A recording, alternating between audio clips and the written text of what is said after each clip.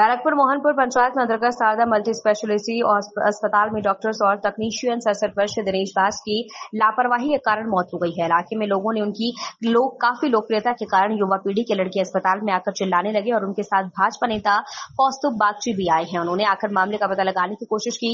उन्होंने देखा कि मौत वास्तव में डॉक्टर और तकनीशियन की गलती के कारण हुई है।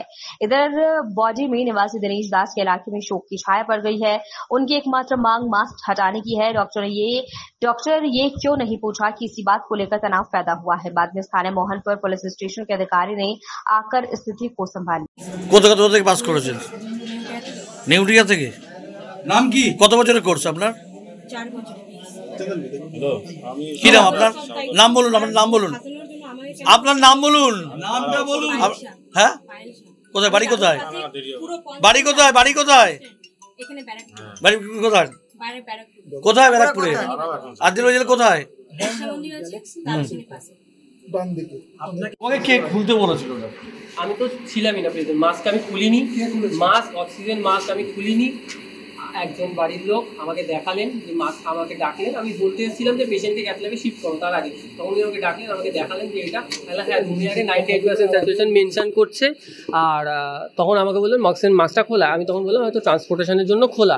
এবার আপনাদের যে প্রশ্নটা কে খুলেছে, ন্যায্যভাবে বলতে গেলে এটা দুজনের অধিকারে পড়ে। একটা অ্যালোকেটেড সিস্টার যিনি ছিলেন পায়েল সাহা, আর একটা হচ্ছে আইসিসিউ আরএমও, তাদের রেসপন্সিবিলিটিসের মধ্যে পড়ে। এর মধ্যে আমি কোনোভাবে জড়িত নই। এটা আপনারা সিসিটিভি ফুটেজ দেখলে একেবারে আমার মনে হচ্ছে আমাকে ফাঁসানো হচ্ছে। আচ্ছা, তুমি যে বললে যে কাদের নাম বলছো সেটা বলো। অ্যালোকেটেড সিস্টার পায়েল সাহা এবং আইসিসিউ আরএমও স্যারের নামটা আমার মনে পড়ছে না, ইয়াকুব সরকার। এদের যিনি ছিলেন, এদের দুজনেরই অথরিটি এই কাজটা করা, কারণ পেশেন্ট শিফটে আমি ছিলাম না। তুমি বলছো পাওয়া যাবে। হ্যাঁ, পেশেন্ট শিফটে আমি ছিলাম না। এবার আমি বলছি আমাকে যেভাবে আগে ফাঁসানো হলো, এখন হয়তো আমি বলছি আবার হয়তো আমাকে ফাঁসাতে পারে। অ্যালোকেটেড সিস্টার পায়েল সাহা এবং আইসিসিউ আরএমও ইয়াকুব সরকার। তুমি কি বলছো সিসিটিভি ফুটেজ দেখলে পাওয়া যাবে? সিসিটিভি ফুটেজ দেখলে পাওয়া যাবে। এবার আমি কোট আনকোট বলছি আমাকে পাবেন না, কারণ আমি শুধু বলতে এসেছিলাম পেশেন্টকে শিফট করো as per doctor Arijit Ghosh cardiologist advice. আমার এটুকুই কাজ। সে সময় পেশেন্টকে যখন বেড থেকে ট্রলিতে শিফট করা হয়, অনেক সময় মাস্ক বা নেজাল ক্যানুলা যেটু থাকে, যেটু খুলে যেটা নিচে লাগাতে অক্সিজেন টলিতে, সেটা হতে পারে। কিন্তু আমি দেখেছি যে ফেস মাস্ক ক্লোজ আছে। আমি তখন দাদাকে এটাও বলেছি, হ্যাঁ এখানে একটা আমার ভুল হয়েছে। আমি দাদাকে বলছি আমি হয়তো 2 থেকে 3 মিনিট লাগবে। দাদাকে বলছি হয়তো পেশেন্ট ট্রান্সপোর্টেশনের জন্য হয়েছে। তারপরে কি ডিলে হয়েছে জানি না। তারপরে অনেকক্ষণ পর আমার কাছে যে নিউজ এসেছে, দাদা তাড়াতাড়ি আসো, পেশেন্ট খারাপ হয়েছে। এবার একজন মেডিকেল টেকনোলজিস্ট হিসেবে ওখানে আইসিসিউ আরএমও ছিলেন, তাকে আমি বলেছি সমস্তটা পেশেন্ট পার্টিকে, ইভেন যখন সিকিউরিটি আপনাদের মানে যাদেরকে বেরোতে বলছিলেন, আমি সবার পেশেন্ট পার্টি আমি বলছি যখন ওখানে দুজন ছিলেন, যখন চলে যেতে বলছিলেন, আমি বলেছি যাবে না, সাইডে দাঁড়াও। কেন? আমরা এখন পেশেন্টকে ইনটিউবেট করছি। ইনটিউবেট যখন করছি সেটা পেশেন্ট রিলেটিভসকে তো দেখানো যায় না। হ্যাঁ আমি দেখেছি। তোর কর্তব্য কি ছিল? তুই কি ডিল করতে এসেছিলিস? তোকে ডিল করতে কে পাঠিয়েছিল? আমাকে কেউ ডিল করতে পারে না। তাহলে তুই ডিল করতে এসেছিস কেন প্যাকেজের? হ্যাঁ তুই কিন্তু এখানে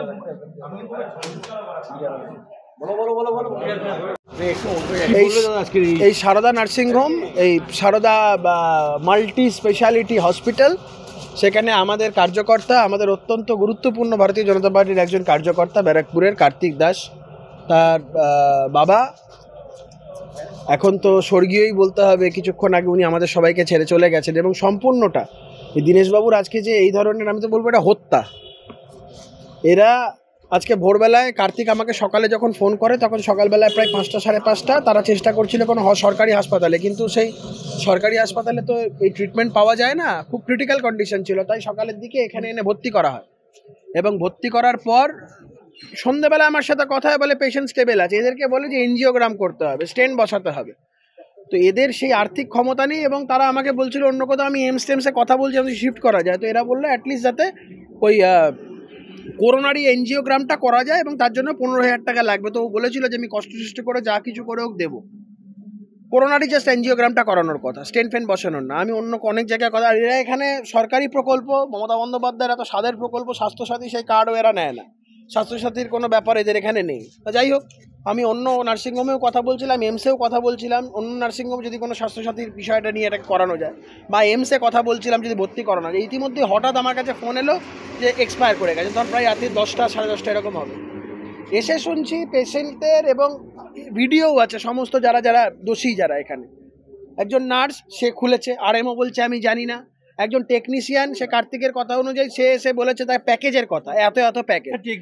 এই আমি বলছি না গাবি চলেছি না, যেহেতু এরা বলেছে যে আমরা এখানে করোনারি এনজিওগ্রামের বাইরে কিছু করাবো না, এরা দেখছে আমাদের প্রথমে প্যাকেজ দেখাচ্ছে পেশেন্ট ক্রিটিক্যাল, কিন্তু তখন ওদের কাছে ইম্পর্টেন্ট হচ্ছে যে কোন প্যাকেজটা নেবে, ট্রিটমেন্টের থেকে বেশি প্যাকেজ ইম্পর্টেন্ট। যখন শুনে নিয়েছে যে এখানে ট্রিটমেন্ট করাবে না, এরা অক্সিজেন মাস্কটাকে খুলে দিয়েছে। কতটা অমানবিক হতে পারে একটা মানুষ একটা ক্রিটিক্যাল হার্ট কন্ডিশনে তার অক্সিজেন মাস্ক খুলে দিয়ে মানুষটা অক্সিজেনের অভাবে মরে গেল, তার হার্ট অ্যাটাক হলো বা যা কিছু হলো। কার্তিক বলছে যে আমি গিয়ে বলছি বাবার কষ্ট হচ্ছে, এবং এমত অবস্থাতেও কতটা অমানবিক দেখুন। ওই যে কনসেন্ট ফর্ম, সেখানে তো পেশেন্ট পার্টি সই করলেই যথেষ্ট। ওই অসুস্থ লোকটাকে দিয়ে কাঁপা হাতে সই পর্যন্ত করিয়েছে, আমার কাছে তার ছবি পর্যন্ত আছে। কতটা অমানবিক এই বেসরকারি নার্সিংহোমগুলো। এটা কোনো চিকিৎসার জায়গা নয়, এটা হচ্ছে মানুষ মারার কল। ইতিমধ্যে কার্তিক টিটাগড় থানার দ্বারস্থ হয়েছে, এফআইআর করেছে, কমপ্লেন লজ করেছে, ইমেল মারফত পাঠানো হয়েছে, এবং আইনানুগ যা ব্যবস্থা হবে আমরা এটাকে ছাড়বো না। এটার জন্য মেডিকেল রেগুলেটরি কমিশন যা যেখানে করতে হয়, যেখানে হোক, টিটাগড় থানা বা মোহনপুর থানা যাই হোক না কেন, আমরা এটা নিয়ে আমরা কমপ্লেন করব এবং আমরা এটা শেষ দেখে ছাড়বো। কি বুঝছেন, কি স্বাস্থ্য পরিস্থিতি কি জায়গায় রয়েছে এখন? পশ্চিমবঙ্গে তো স্বাস্থ্য অবস্থা একদম অবনতিতে ঠেকেছে, সেটা তো আমরা দেখেছি সরকারি হাসপাতাল থেকে শুরু করে বিভিন্ন জায়গায়, এবং সাথে সাথে যে প্রাইভেট নার্সিংহোমগুলো সেগুলো যেভাবে ব্যবসা শুরু করেছে, রোগীদেরকে একটা পণ্য হিসেবে ব্যবহার করা হচ্ছে, সঠিক চিকিৎসা সঠিক পদ্ধতি তার মধ্যে নেই, এটা আমরা দেখতে পাচ্ছি। আমাদের কার্যকর্তা কার্তিক আমাদের পার্টিরই দীর্ঘদিনের কর্মী, তার বাবা আজকে এখানে ভর্তি ছিল সকাল থেকে, তো কিছু অক্সিজেন মাস্ক খুলে নেওয়ার জন্য হয়তো যেটা বলছে কার্তিকের বয়ানে এসছে যে এরকম ব্যাপার হয়, তাই সেভাবে তার জন্য মারা যায়। তো তার পরিপ্রেক্ষিতে দাঁড়িয়ে যে আইনানুগ ব্যবস্থা নেওয়া, সেই আইনানুগ ব্যবস্থা আমরা নেব। আমাদের আইনজীবী কৌস্তব বাগচি তিনি আছেন, তিনি ওই বিষয়টা দেখছেন, আইনজীবী হিসাবে যা ব্যবস্থা নেওয়া সেই ব্যবস্থাটা আমরা নেব। এটাতে কি অনুপ্রেরণা দেখছেন? অনুপ্রেরণা পশ্চিমবাংলার একটু স্বাস্থ্য ব্যবস্থা নেই, একদম তলানিতে ঠেকেছেন, আমি আগেই বললাম। এবং এটা আজকে এই যে নার্সিংহোমগুলো এটা একটা ব্যবসায়িক প্রতিষ্ঠানে পরিণত, সেবার জায়গায় তৈরি হয়নি, এটা ব্যবসায়িক প্রতিষ্ঠান তৈরি হয়েছে, এবং একটা রোগীকে তারা পণ্য হিসেবে ব্যবহার করে, সেই পণ্য হিসাবে দেখা হচ্ছে। সুতরাং এইভাবে যে মানুষকে পণ্য হিসেবে দেখা, তার জন্য যে সঠিক চিকিৎসা, সেই সঠিক চিকিৎসা অনেক ক্ষেত্রে পাওয়া যায় না। কী করে বিল বাড়াতে হবে, কী করে পয়সা বাড়াতে হবে, এটা হচ্ছে এখানকার বিভিন্ন যে বেসরকারি হাসপাতাল ক্রিটিক্যাল জায়গায় রয়েছে, সেই সময় ওনারা প্যাকেজের বলছে 1 লাখ কি 1.5 লাখ, এটাতে আপনারা কীভাবে দেখছেন? এটা বললাম তো, পণ্য হিসাবে দেখা হচ্ছে, প্যাকেজ সিস্টেম করে দেওয়া হয়েছে।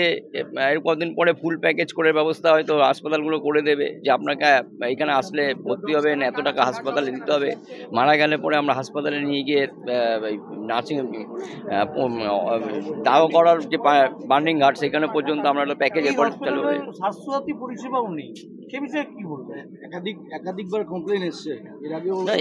দেখুন, এই হাসপাতাল বলে শুধু নয়, বাকি ব্যাপারটা যতগুলো প্রাইভেট নার্সিংহোমগুলো আছে সবগুলোতেই আপনি দেখবেন যে সামান্য মানুষের জন্য চিকিৎসা করাতে যায়, তাদের কাছে একটা বিরাট আর্থিক তাদের কাছে একটা বোঝা হয়ে দাঁড়ায়। তো এটা পশ্চিমবাংলার যিনি স্বাস্থ্যমন্ত্রী মমতা বন্দ্যোপাধ্যায়, মুখ্যমন্ত্রী, তার ব্যর্থতা যে আজকে সরকারি হাসপাতালগুলোর পরিষেবা নেই দেখে মানুষ বাধ্য হয়ে ছুটে, এবং সেখানে পরিষ্কার পরিচ্ছন্নতা নেই দেখে বাধ্য হয়ে মানুষ ছুটে আসছে প্রাইভেট নার্সিংহোমগুলোতে। আর প্রাইভেট নার্সিংহোমগুলোতে যখনই আসছে তখন তারা ঘর বাড়ি বন্ধক দিয়ে, সোনা দানা বন্ধক দিয়ে মানুষকে চিকিৎসা করানোর জন্য এখানটা মানুষকে ভর্তি করছেন, তাদেরকে চিকিৎসা ভাবছে এখানটা এসে সুচিকিৎসা হবে, তাদের পয় পরিষ্কার বাইরে থেকে চাকচিক্যটা দেখে তাই মনে করছে। কিন্তু পরবর্তীকালে দেখা যাচ্ছে যে সেই ঘটনা বাস্তবের সাথে সেই ঘটনার সাথে মিল নেই। এখানটায় এটা একটা পণ্য হিসেবে রোগীদেরকে দেখা হচ্ছে, এখানে কোনো সেবার মনোভাব নিয়ে কোনো হাসপাতাল, সে প্রাইভেট যে কোনো হাসপাতাল, কোনো সেবার মনোভাব নিয়ে তারা কাজ করছে না। এটা পশ্চিমবঙ্গের ক্ষেত্রে, একটা সাধারণ মানুষের ক্ষেত্রে, গরিব মানুষদের ক্ষেত্রে এগুলো একটা দ্রোহ ব্যাপার হয়ে দাঁড়িয়েছে। তাই জন্য আজকের বাংলার মানুষ যাদের একটু আর্থিক সম্পন্ন, তারা কিন্তু পশ্চিমবাংলা থেকে বাইরে গিয়ে চিকিৎসা করতে বাধ্য হচ্ছে। আইনি সাহায্য আমরা নিচ্ছেন, আমাদের আইনজীবী কৌস্তব বাগচি আছেন, তিনি এই বিষয়টা দেখছেন, তিনি যে পদক্ষেপ নেওয়ার আইনিভাবে সেই পদক্ষেপ আমরা নেব।